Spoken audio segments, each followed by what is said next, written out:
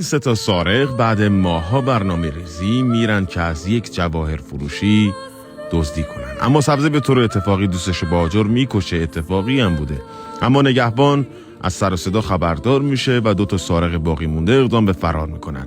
قرمز تعجیل میکنه و سبزه جا میمونه. قرمز لاشی بوده، دوستش سوار بشه. بعد عجیبه اما به طور معجزه‌آسایی موفق شدن فرار کنن. روز بعد برمیگردن، قرمز سنگو پرت میکنه و بعد میخواد ببینه نگهبان میاد یا نه، اما این بار سبزه زد تو قرمز، بیهوش شد. اما خیلی عجیبه، دوباره میتونن فرار کنن و باز هم فرار میکنن.